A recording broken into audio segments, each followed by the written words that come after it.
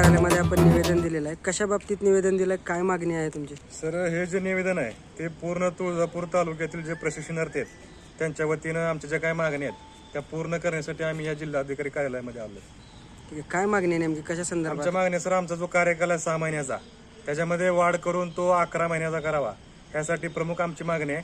आणि त्यानंतर आमचं जे प्रशिक्षण पूर्ण झाल्यानंतर आमचा म्हणजे काय विचार केला आहे शासनाने किंवा आमचं पुढं काय होणार हा प्रश्न विचारण्यासाठी आम्ही सर या कार्यालयामध्ये आलो होतो.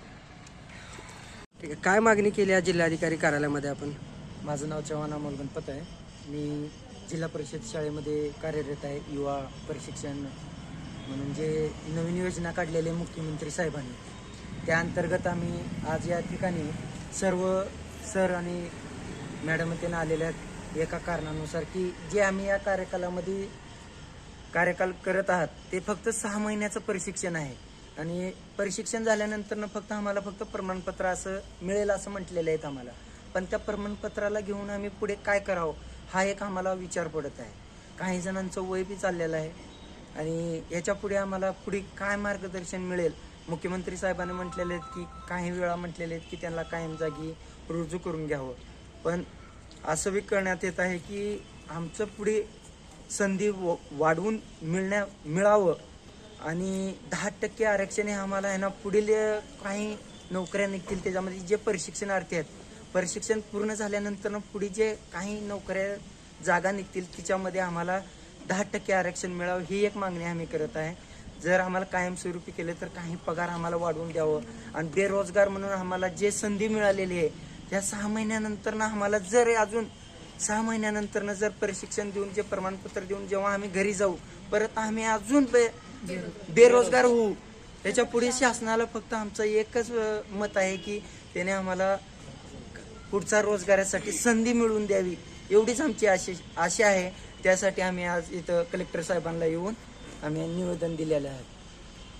ठीक आहे, कशा संदर्भात निवेदन दिलं आहे जिल्हाधिकारी कार्यालयामध्ये? मी देशमुख पौर्णिमा शाळा जिल्हा परिषद देवकुळ येथे युवा प्रशिक्षणार्थी म्हणून कार्यरत आहे. तर माझ्यासारखीच माझे सर्व इथे सहकारी त्यांनी प्रशिक्षण करताच इतर परीक्षा पण दिलेल्या आहेत.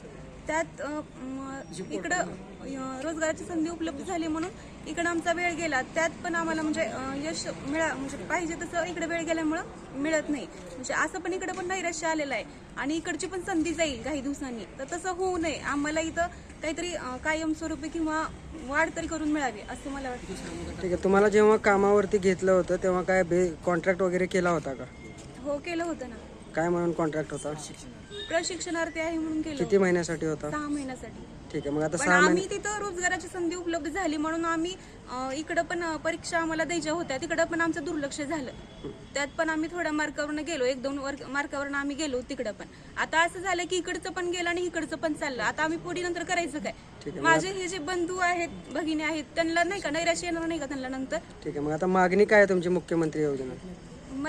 आमची मागणी आहे की कालावधीत वाढ करून मिळावी किंवा कायमस्वरूपी करण्याचं आम्हाला जो रोजगार भेटलाय तो आमचा कायमस्वरूपी राहावा. ठीक आहे, काय मागणी आहे नेमकी, कशासाठी आपण निवेदन दिलंय? किंवा आता मुख्यमंत्री साहेबांनी जे 1.5 लाख जागा काढणार आहेत आणि त्यात प्रशिक्षणार्थ्यांना सेपरेट कोटा 10% द्यावा आणि त्यातून जो आता जे वेतन द्यायला लागले त्या वेतनामध्ये पण वाढ व्हावी. 6,000 मानधन आहे सध्या आणि ते आता आम्हाला 20,000 किंवा 25,000पर्यंत मानधन भेटावं इतकीच इच्छा आहे. ठीक आहे, किती महिन्यापासून आपण काम करताय आणि कशा बेसवरती तुम्हाला कामावर घेतलं होतं? तर आम्ही 2 महिन्यापासून सध्या मी गावामध्येच आहे जिल्हा परिषदला आणि तिथं करत आहोत.